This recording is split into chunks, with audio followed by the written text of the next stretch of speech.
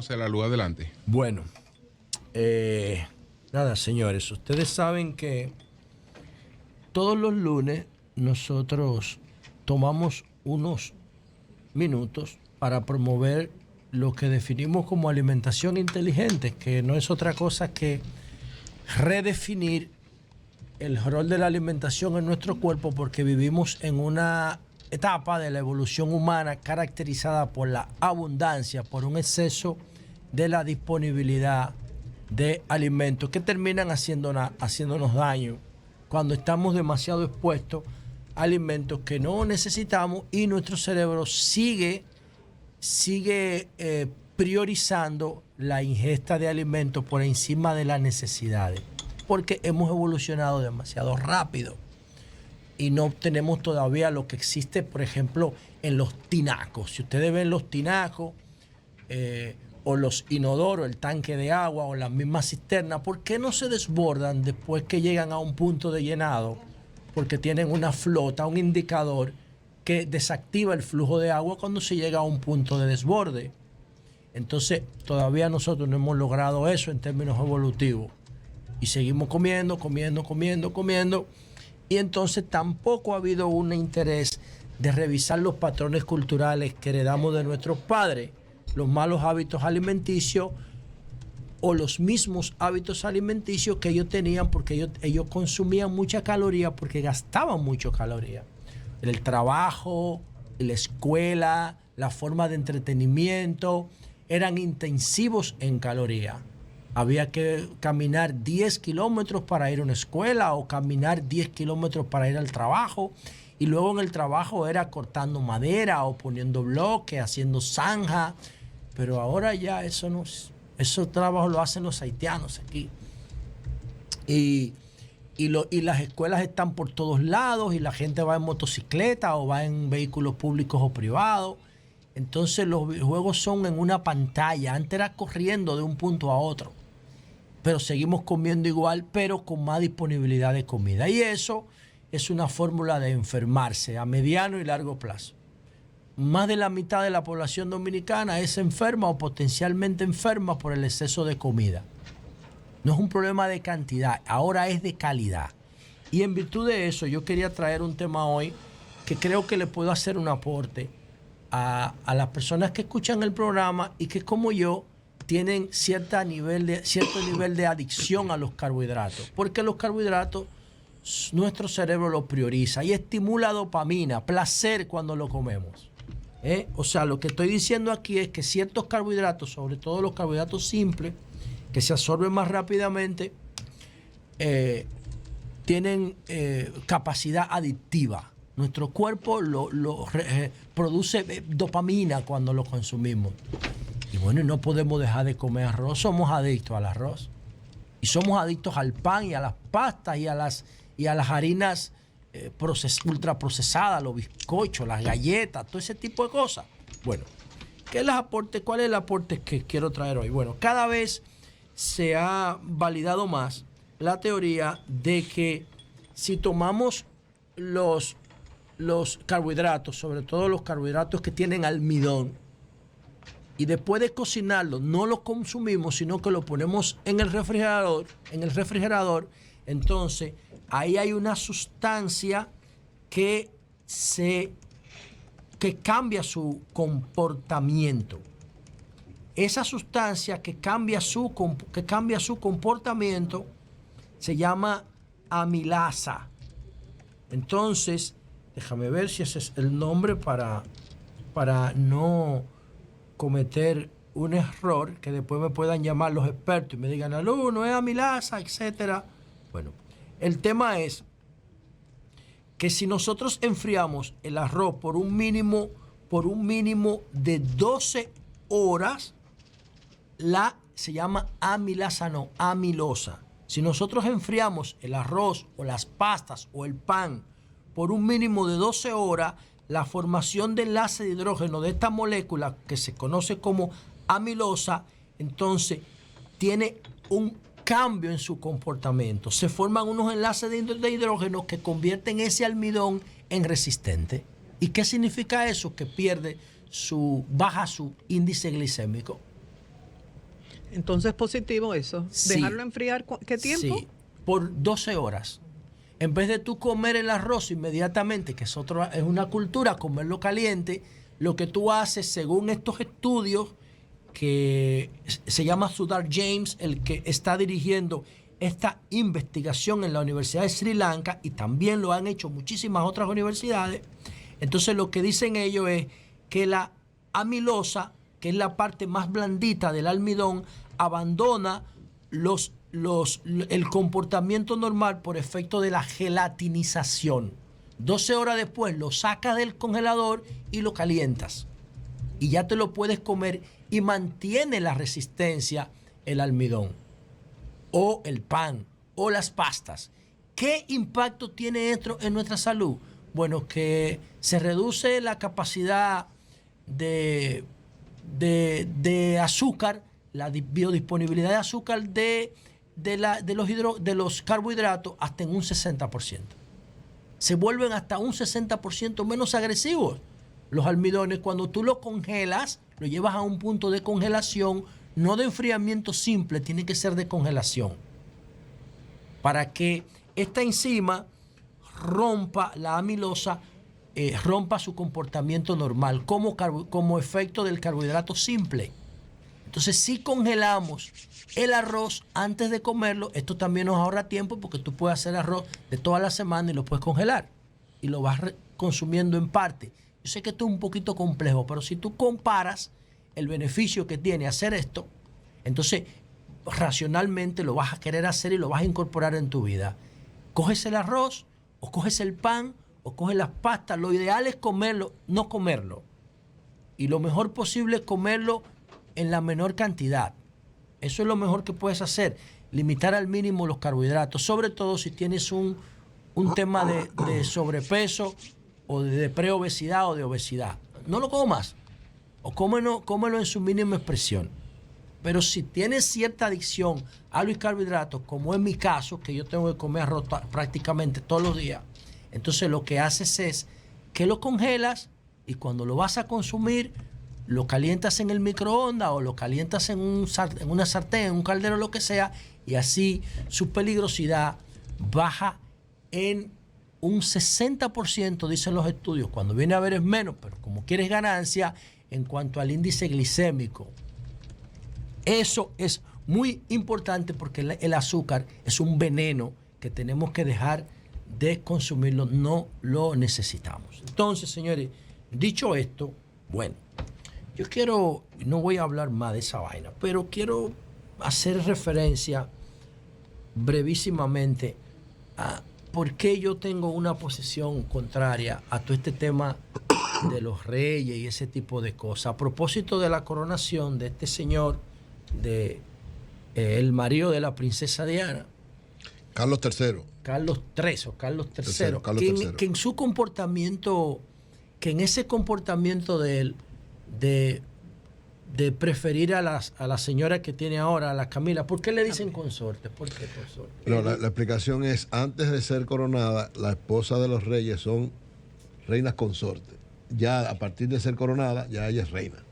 Sin consorte. Consorte es una explicación que da, consorte es compañera, que ellos le dicen consorte. Y le toca ese título de reina por estar casada con el rey. De ahí Exacto. le dicen reina consorte. Exacto. Entonces, si él se muere, ella sigue reinando. Y la reina. No, si él se muere el hijo, Guillermo. Sí. Guillermo Y ella William. no, ella no tiene No, derecho. Porque ella le toca por ser la esposa de él. Exacto. Muerto él, le toca al hijo. Exacto, el hijo. Ella pasa a ser princesa y reina pasa a ser la esposa de Guillermo. Eso es lo que establecen las reglas de ellos.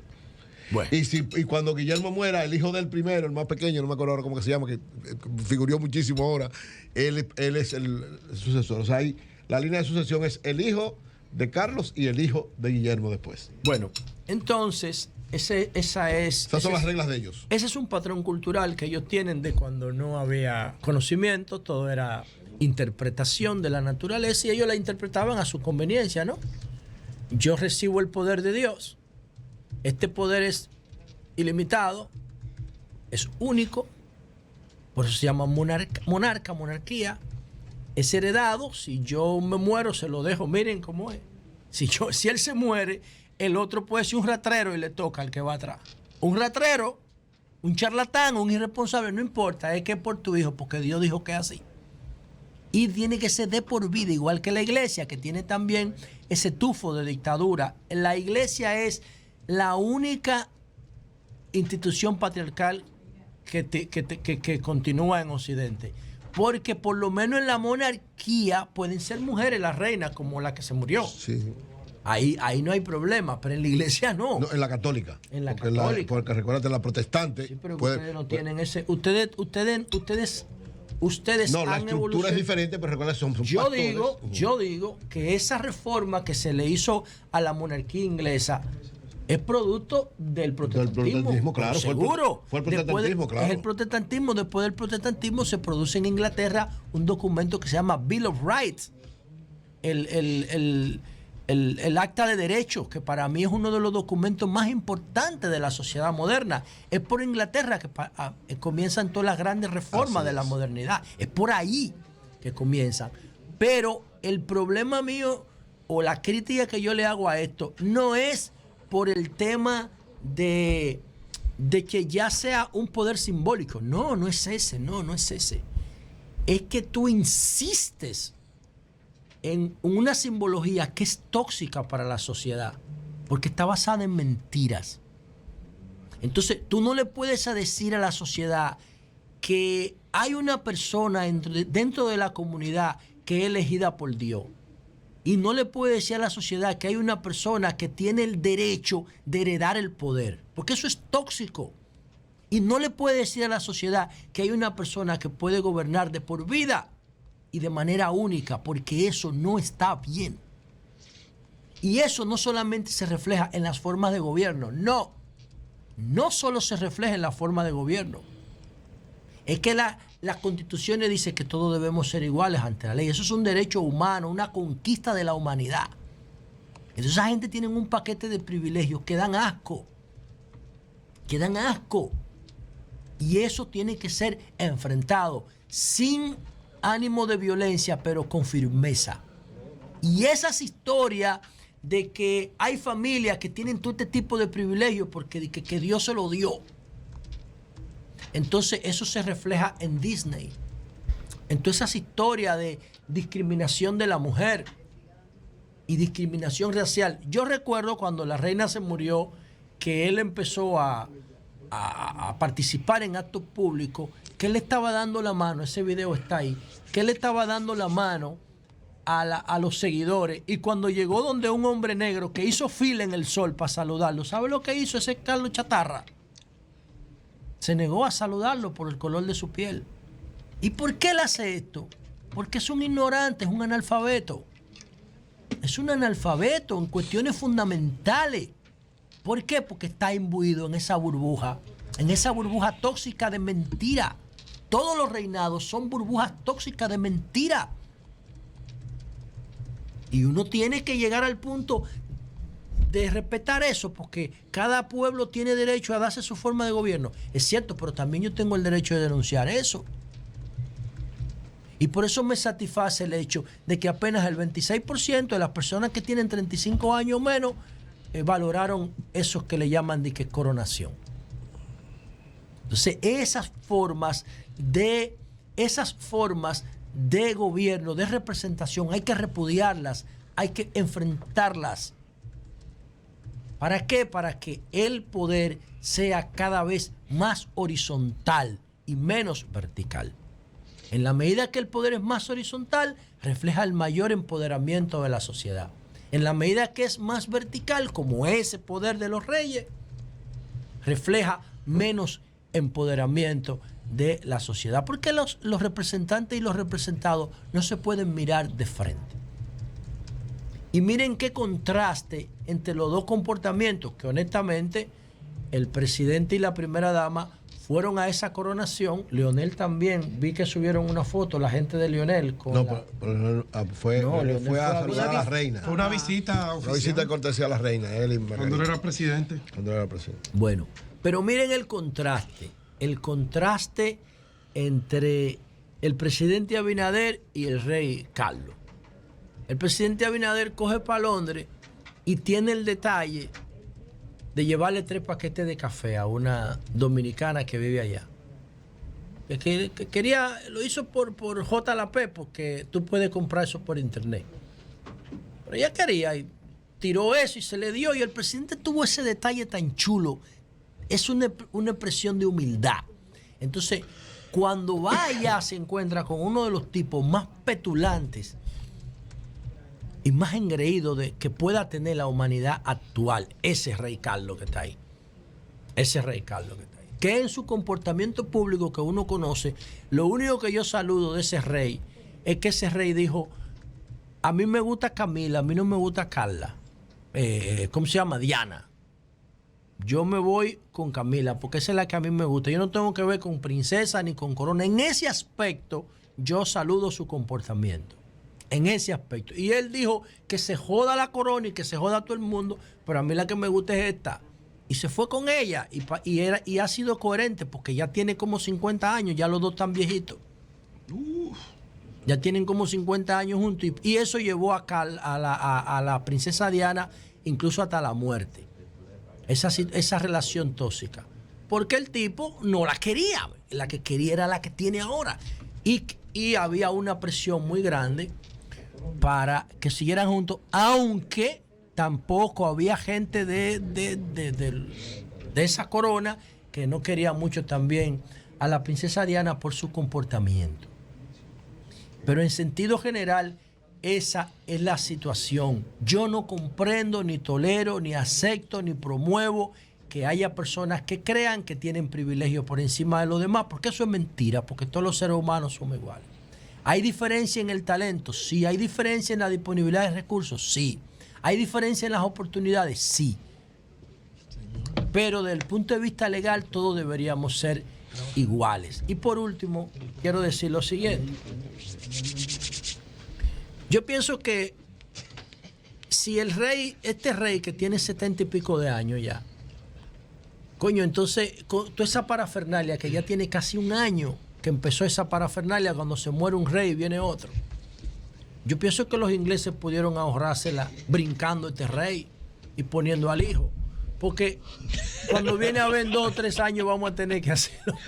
A gastar ese dinero. Un funeral Lo de mismo estado, con los caballos, la carroza, sí, porque que el tipo Sí, está para un día. en cualquier momento le da una vaina, porque es que la presión y el estrés que coge esa gente. Tú quieres ahorrarle cuarto a los ingleses. Claro, pues se puesto al calvito. ¿Cómo se llama el calvito? Guillermo. Al otro, al que se casó con Meghan, no quieren saber de él. No, él estuvo presente, pero no prácticamente tiene no, problemas ahora no le dieron un segundo plano, pero estuvo presente. Porque tú sabes cuál era una de las preocupaciones del rey chatarra, de ahora, si el príncipe, el Harry, ¿qué se llama? Se casaba con Meghan, el color de los nietos. No, pero tiene nietos, son nietos de Carlos. Los hijos de Harry y de Meghan son nietos de la voluntad del son rey. Nietos y además pero en contra de la voluntad del rey. También. Ella le dijo a Oprah Winfrey, Meghan, le dijo a Oprah Winfrey que en el palacio de Buckingham estaban preocupados por el color que iban a hacer los nietos si ellos se casaban. Porque son unos analfabetos, porque son unos ignorantes, porque no estudian, porque eso para la ciencia no tiene ninguna relevancia. Son mecanismos de defensa que asume el ser humano en función del entorno donde se encuentra. Eso es el color, más nada, no tiene que ver con más nada. Entonces, para que ustedes vean lo que yo estoy diciendo, y entonces el calvito ese es el preferido de ellos, el calvito. Entonces debieron ahorrarse unos cuartos volando a Carlos, que le quedan, uno se puede morir mañana, pero a ese está feo ya, el que pusieron ahora. Entonces está avanzado. Debieron volarlo y poner al calvito, porque entonces así se ahorraban un año de carreta, de carroza y de vaina y de corona y de toda esa jodienda, y entonces así podía durar ya qué sé yo, 15, 20, 30 años en estabilidad para ese modo de gobierno chatarra que esas sociedades se han dado, pero que uno no está obligado a aceptar esa vaina. Cambio y fuera.